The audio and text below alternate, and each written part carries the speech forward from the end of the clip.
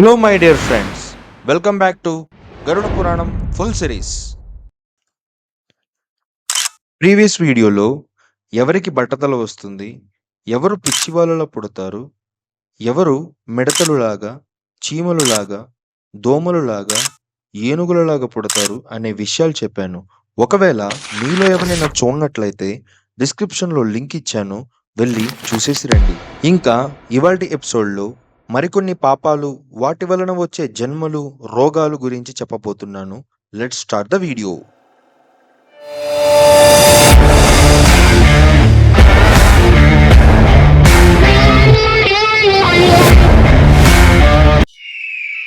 గరుడు శ్రీ మహావిష్ణువుని గత జన్మలో పాపాలు, తప్పులు చేసిన వారికి ఎటువంటి జన్మలు లేక ఇబ్బందులతో పుడతారు అని అడగ్గా శ్రీ మహావిష్ణువు ఈ విధంగా సమాధానమిస్తారు.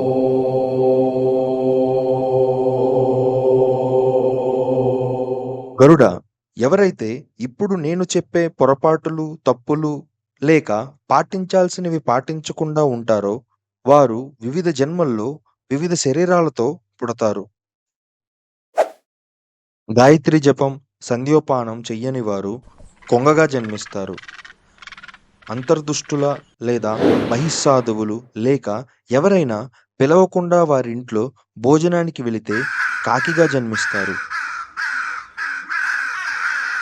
గురువుని అవమానించిన వారు నీరు దొరకని అడవిలో బ్రహ్మరాక్షసునిగా జన్మిస్తారు.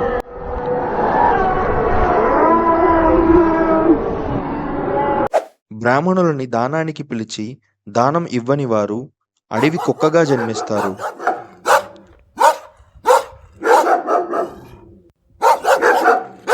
మిత్రులకు ద్రోహం చేసిన వారు పర్వతంపై గ్రద్దగా జన్మిస్తారు. అమ్మకాలలో వ్యాపారి మాయలు చేసి అమ్మితే గుడ్లగూబగా జన్మిస్తాడు. ఆచారాలను పాటించకుండా ఉన్నవారు అడవిలో పావురంగా జన్మిస్తారు.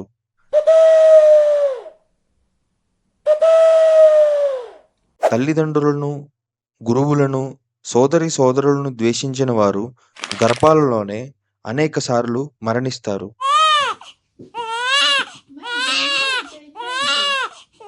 మీరు చూసినట్లయితే చాలామందికి అబార్షన్ అవుతుంది.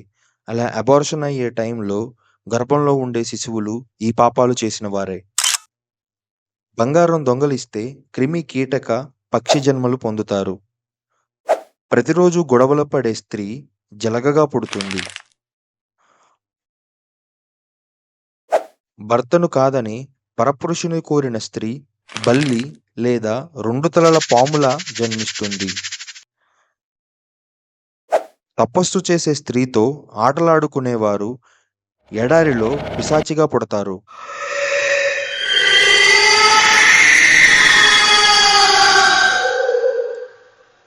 ఇంకా యుక్త వయస్సుకి రాని బాలికలతో ఎవరైతే ఆడాలి, ఆడించాలి అనుకుంటారో వారు అడవిలో కొండ చిలువగా జన్మిస్తారు.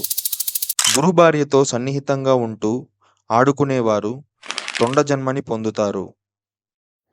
రాజపత్ని లేదా మిత్రుని భార్యతో సన్నిహితంగా ఉండేవారు గాడిద జన్మ పొందుతారు.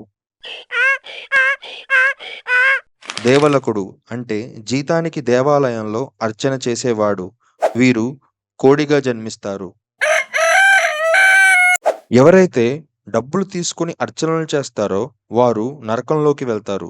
అక్కడ అన్ని విధమాల నరకాలను అనుభవించాక మాత్రమే భూలోకానికి వస్తారు. అతి కాముకుడు అంటే కామంతో ఉండేవాడు, వీరు గుర్రంగా జన్మిస్తారు అని శ్రీ మహావిష్ణువు గరుడికి చెప్తారు.